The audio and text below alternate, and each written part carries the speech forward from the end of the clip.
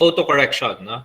Photo correction. So yung photo correction natin dito, photo correction by means of lights, no, colors, no. So today I'll be demonstrating how are you going to photo correct using Adobe Photoshop, no. So before, no, gumagawa tayo ng graphics using Adobe Illustrator. Now today, gagawa naman tayo ng editing using Photoshop. Kasi 'di ba, ang ELEC 1 natin, since it is elective, it would touch up series or several softwares which are bundled with digital imaging, which means, no, when it comes to digital imaging, lahat 'yon parang kukunin natin. Okay, parang kukunin natin. Now today, I will be demonstrating how are you going to photo correct. So magda-download tayo ng mga images na, let's say for example, medyo mataas yung exposure, no, bababaan natin, o kaya iibahin natin yung mood nung ng photo, no. Now I have here an example. Okay,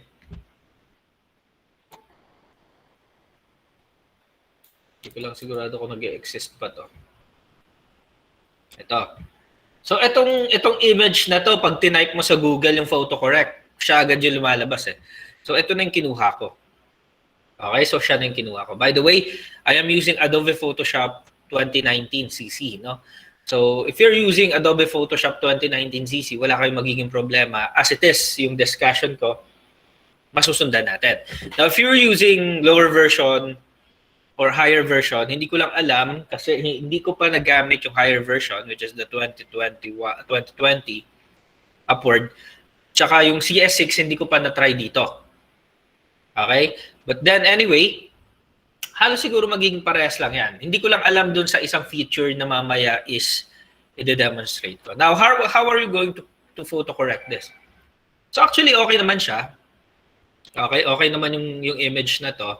Now, the problem is, halimbawa, gusto nating, babaan ng konti yung mga color niya. Let's say, yung magenta, yung cyan, no? So, yung mga yon bababaan natin. Paano natin gagawin yon? Okay, paano natin gagawin yun in Photoshop? Now, maraming klase ng editing, di ba? Halimbawa, kahit nga hindi ka marunong mag-Photoshop, all you have to do is to just download the image. Okay, image nyo, doon sa phone nyo, meron ng filter yan eh, di ba? Meron kang Instagrammable, warm, cool, kung ano-anong filter na meron dyan, wala, yun na. No? Andun na agad, okay na agad yung image nyo. Now, hindi ganun yung gagawin natin dito. No? So, ang gagawin natin dito is parang we're going to understand, no? Ano ba yung science, yung calculation behind nung photo correction, no? Okay? Kapag sinabi natin photo correction, hindi ito photo restoration, no? Baka iniisip natin, we are photo restoring, no? We are not photo restoring, we are photo correcting. Pag restoring ang ginagawa natin, ang ginagawa natin is we are actually fixing the pixels, no? Hindi ganun yung gagawin natin. We're not going to do that. We're just going to correct the color. Okay? Let's say, for example, there are too much yellow on the image. Tatanggalin natin. No? Now in Photoshop, okay, so this image will be uploaded later on and then you're going to try it. No? You're going to try it. You're going to give me the hue and saturation, the opacity, lahat-lahat ng computation natin for this, no? Later on in our activity. Okay? Now, this is my image, no? So, I was going to start off, dalawa kasi ang klase ng, you could have two ways on how we're going to photo correct, depending on the version of the Photoshop that you're holding right now. Now, both of this are possible in Adobe CC, Adobe Photoshop 2019, no? Okay? Yung first method ko is actually would work in any Adobe Photoshop version. Okay? So what if halimbawa, no? Mababa yung Photoshop version natin, no? Okay lang, walang kaso. It would still be corrected, no? Okay? So yeah, no? So I already have this. Ito siya. Tinownload ko na. Now, you could duplicate this. Pwede ring remain mo siya as background. Okay lang, walang kaso yan. Okay? Kasi mag-add ka naman ng another effect sa kanya. Now, let's start. Okay? So, under your layer here, you have series of buttons here. I-click natin to and then I will select curves. Yan. Ano ba tong curves na to? Okay? Now, let me explain first, no? Ano ba yung ginagawa ni curve, no? Si curve, ang ginagawa niya is tinataas niya, no? Yung color. Tinataas niya, parang ano to? Yung ang equivalent nito sa in layman's term is yung brightness. Okay, so halimbawa ito. Okay? So this is curve. Okay? So yan, no? Pinaano ko lang yan. Dinadrag ko lang yan. Okay. Now, by simply having this, halimbawa, ito, gaganyan ko yan. Pwede na yan. No? Actually, mukha na siyang okay, no? So, this is the before. This is the after. Ano? Okay, yan yung mga, actually, ganyan yung halos filter na lumalabas, eh, no? Okay? How about dito? Pwede rin yan, no? Parehas lang sila, no? Okay? So, now I want you to understand na dalawang panel to and diagonal yan. Diagonal yung line natin. This one, if we hit this pataas, that means brighten up, no? Yung brightness, no? Yung brightness, yung kinukuha natin dito. And if we pull it down, okay, that means darker. Okay, parang tinataas lang natin yung brightness niyan. Yan. For both RGB. No? Para sa lahat. So ano nga ba yung RGB? Those are red, green, and blue. No? Red, green, and blue. Now, what if gusto ko halimbawa, hindi naman ganito. Okay? Hindi naman ganito. Hindi kasi pwedeng ganito yung pag-photo correct nyo. Yung brightness lang. Okay, hindi pwede. Kasi, yung RGB na yan, lahat sila, iba bright niya. Lahat yan, i-dim niya. Both red, green, and blue. Now, I want you to understand na pwede namang by series of colors lang. And that, doon papasok yung photo correction nyo. Okay, yung photo correction natin. Now, paano yun? Paano yun? So, let's say, for example, anong nanonotice natin dito sa picture na to? Sige nga, magsalita kayo. Anyone? Ano na-notice natin dun? What could you notice in the picture? Sige nga. Ano sir? Skin tone sir. Skin tones. Ano pa? Any more?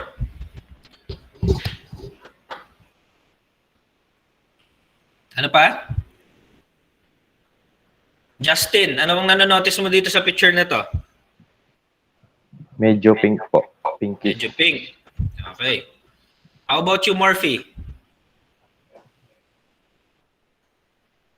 Anong nanonotice mo? Exposed po, sir. Underexposed. Underexposed. Okay. How about you, Reds? Iba yung hue, sir. Yung U. Okay. No? So that's good to hear na alam natin yung exposure, yung U, no? That's good to hear, no? Okay, so ibig sabihin naiintindihan natin yung color attributes, no? Naiintindihan natin. So that's good to hear. Now, let's say we will try our best. We will try our photo correction na magmukhang normal skin siya. Okay? What I mean is parang hindi masyadong, you know, kasi kung titingnan natin dito, ano yung nag-dominate na kulay dito? Ano yung color na nag-dominate sa kanya? Kim. Parang orange po, sir. Parang orange, no? Okay, so parang yun, no? Now, remember, if we are having a color, okay, those RGB is also equivalent to CMY. Okay? CMY. Okay, CMY. Si RGB is red, green, and blue. So, ibig sabihin, if we pull this down, RGB siya. Pag tinaas natin, CMY siya. Okay? So, laging pagtatapatin nyo lang yon. RGB, CMY. Yung K black yon. So, hindi siya kasama. Okay? Now, let's try first. No? Let's try first. Ito yung mga color picker natin dyan. May mga ano yan. So, sample image, set white point. Yan. Gaganyan mo yan. Ayan, pwede yan. Gaganyan mo. Ayan. Yung white point na yan, parang ito yung basis mo. Pwede yung mga ganyan, no? Pero hindi natin kasi gagamitin yon. So, okay? So, ito tayo. Click and modify the curve based dun sa ano. Now, pagka-clinic natin to, notice may nakikita tayong parang point doon. Di ba? Dito, sa curve natin. Okay? Yan yung parang colors niya. Okay? Yung colors niya. So, halimbawa, di ba kanina kasi dito lang ako nagkiklik eh. Gaganyan lang ako eh. Di ba? So, ibig sabihin, hindi, ito kasi yung parang, yung start kung saan mababright, saan madidim, no? So, in here, pwedeng specifically, okay, i-define mo kung saan talaga. Now, halimbawa, dito, there are too much magenta, no? Too much magenta. Anong equivalent niya sa RGB?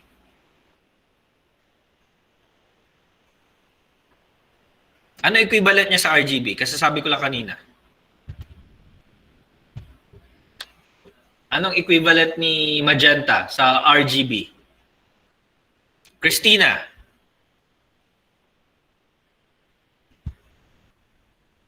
Red ba?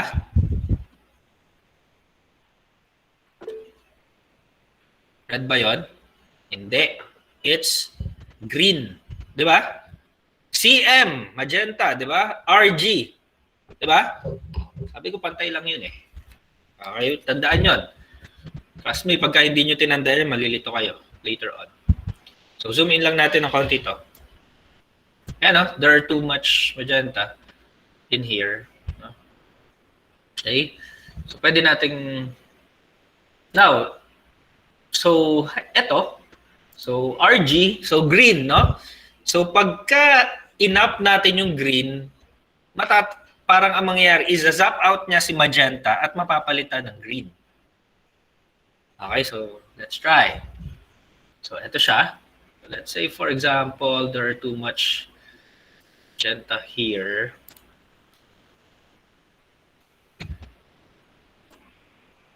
Yan. I-up ko lang siya. Napapansin natin? Medyo nawawala yung magenta, no? Napapalitan siya ng green. Okay, pwede nating i-up yun hanggang, you know, matanggal yung pagka ano niya. Okay? Forgot. Dapat naka-green ako. Okay.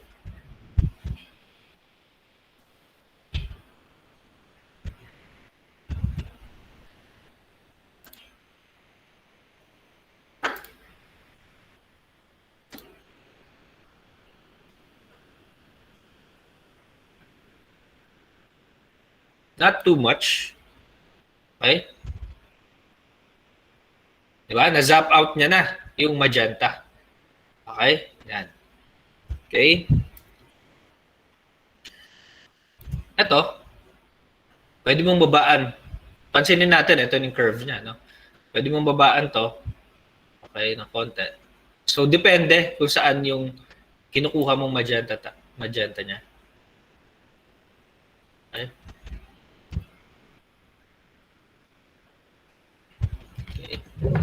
So, yan, no? Now, we could zap out pa yung parang red niya.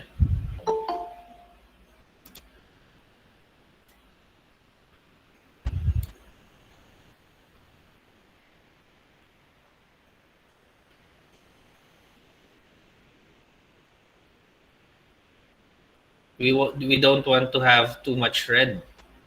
Yung parang magmumukha lang na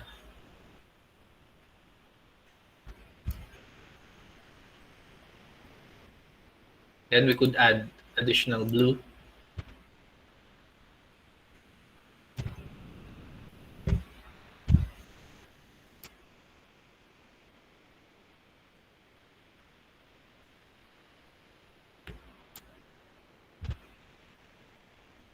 So these are parang yung mga dark area.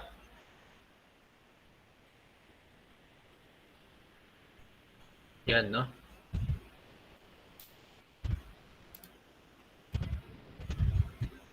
So, notice, ito lang yung affect natin. Yung colors lang niya.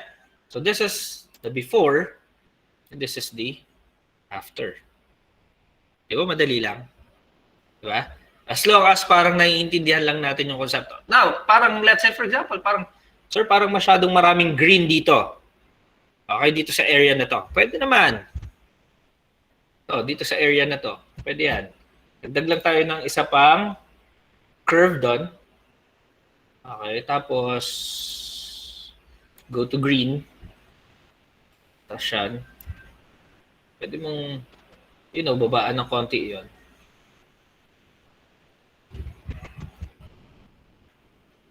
Ito dapat pala. Yan. Then, green tayo dito. Babaan mo lang to ng konti. Yan. Kasi ito too much na siya. Yan, no? Tapos, ito, pwede mo siyang i-mask. Control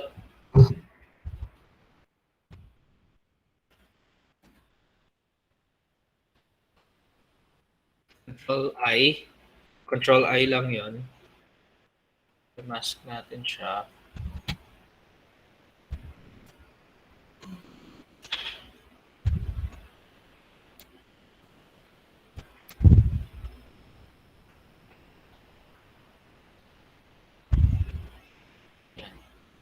So,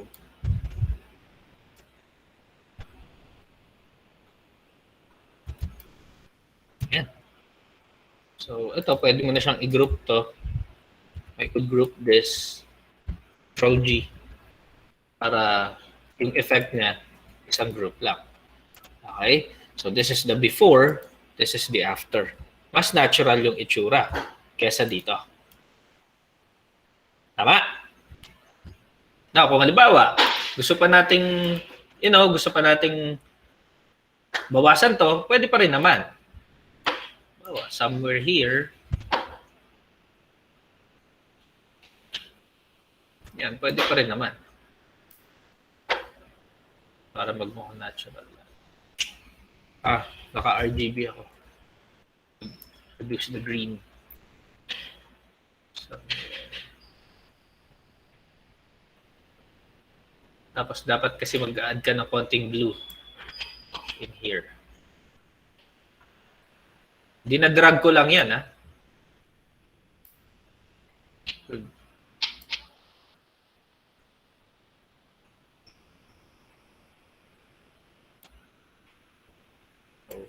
Ado na siyang ano. Could delete this. Blemish niya.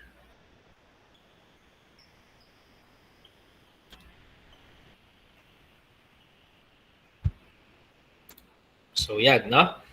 So, again, this is before, this is after. Much better. Okay? Kumpara mo dun sa nauna. Okay? Much better siya. Okay? Question dito. None, sir. Okay. Naintindihan ba? Yes po. Tapos, isa-save lang natin yan. So, itatry nyo din to, ha? Itatry nyo to. Now, we move on to the next. Okay. Move on tayo sa isa pa. So, delete ko na to.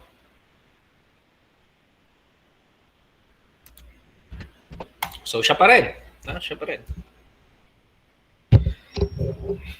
This time, I want you to, I'm going to introduce to you under filter, siya naman si tinatawag natin, camera raw filter.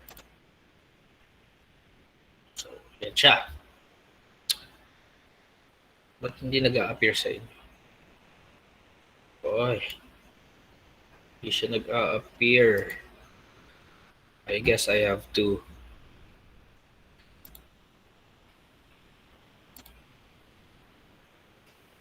entire screen. Okay. Share.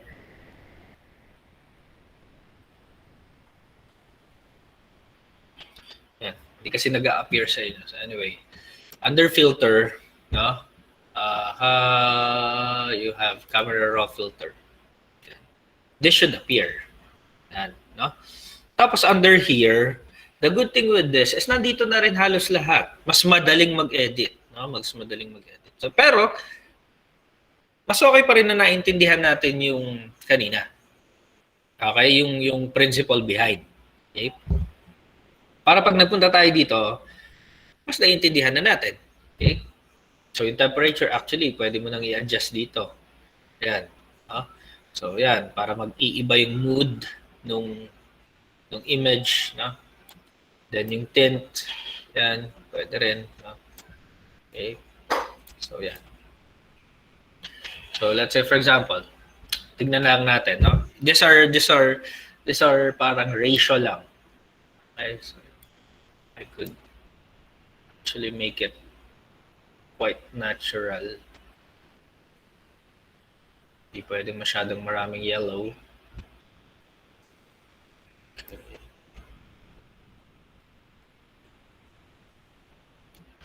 Now you could press this para makikita mo yung difference nila. Diba? Ayan. Ayan. Para makikita mo yung difference nila. Okay. Ito. Okay. Then yung exposure, you could do actually yung contrast okay na yan. Pwede nang i-leave it as yung highlights kasi it's like parang ayan no. Yung highlights yung kung saan nag-start yung parang lights, ayun no, kaya dun halos lang siya nag-glow dun sa if you want parang expose background, yan, pwede yan, highlights, no? Then your shadow,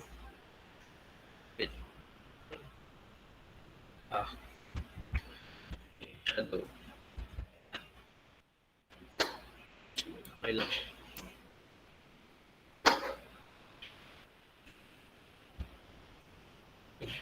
Could adjust for the temperature.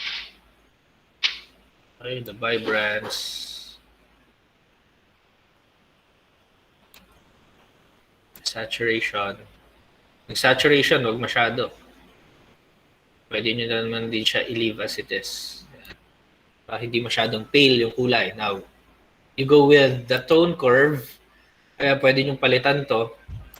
You could customize it. Yung highlights, no? Yung lights. Actually, itong lights pwede. Medyo. So, tingnan natin yung difference. Diba? Sobrang layo ng diferensya. Okay? Okay? So, yan. So, you could make it darker. Ito yung curve natin kanina actually. Oh. Okay? Yan, leave it as it is muna. Make it 0 na lang. Okay. Shadows, yeah, I'll make it 0 then. Now here, the detail,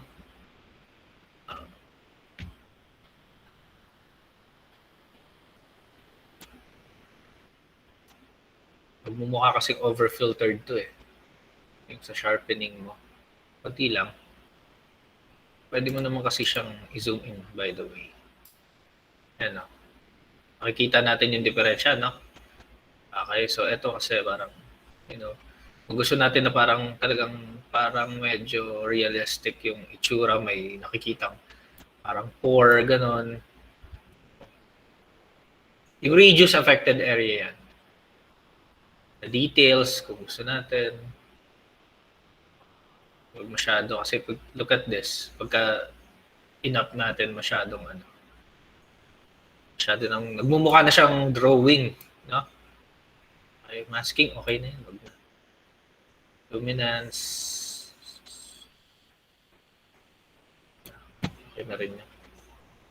Then, ito, we could adjust the reds, the oranges, the yellow, kung ayaw natin ng masyadong may red, yan, you could kill actually the red. No? Yan, kung ayaw natin ng orange, you could kill it. Mapapalitan nga lang siya ng green.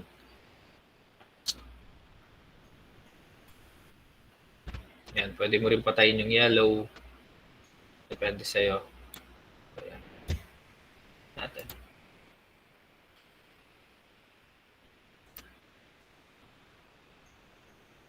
Pwede siya. Pati lang. Ayan, natin ang konti. Dugtong tayo ng blue para medyo mag-reflect yung blue lights niya. Purples. No, okay na yun. Then, the saturation, the hue. No?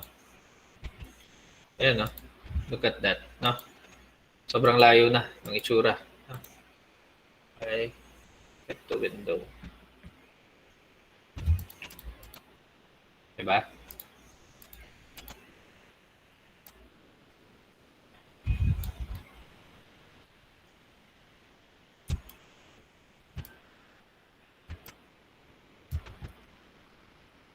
The color the balance pwede rin. Ito, these are the shadow hue and saturation. Actually, halos wala naman silang difference. Okay na yun. Okay. Next. Yan, you could actually have the green amount. Okay. Purple amount. Text, wag na yan.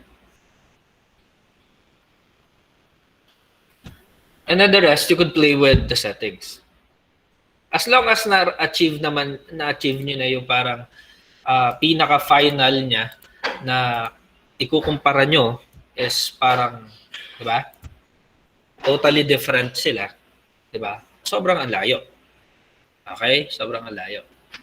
Okay? Now, let's have another example. So this would not just work on photo of a person, no? Sabihin, pwede ka rin gumawa ng ganito in landscapes, no? Sa mga ano. So, halimbawa, may mga natatago kang picture dyan na gusto mo parang, try to edit it na ganyan. Okay, pwede rin naman. So, tignan natin. Alam ko may dinownload ako dito eh. Okay. Let us see this. Okay, tignan nyo to. So, ito, yan. Okay, I would have filter already. Camera raw. So, pwede ko na itong diretso yan. Temperature niya. So, ito parang, palubog yung araw. No? Ayan. Pag ginanyan nyo yan, di ba? Ano yung magiging itsura niya? Parang ano na siya? It would look like, di ba? Layo na, no? Layo na ng itsura niya kanina. Ayan, no? Look at this. Ayan, di ba? You could do... Actually, nagmumukha kasing na-filter pagka...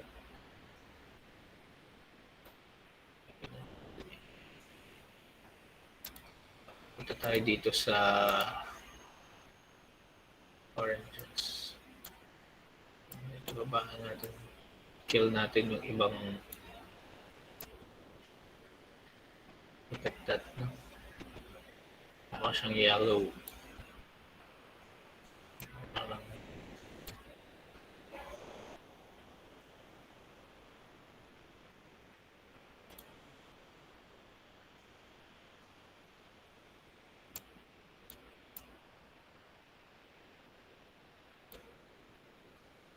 darks. Gawin natin yan siya. The problem with the picture lang, ang problema mo dito is kita yung araw. Kaya hindi mo talaga siya mapapatay na, yung araw is mapapatay mo kasi andun siya eh. You could make the mood and the temperature be iba lang. Okay, parang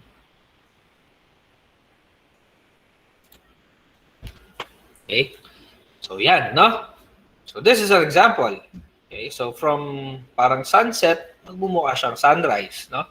Yung pasikat naman yung araw, yung madaling araw. Ito palubog, ito pasikat.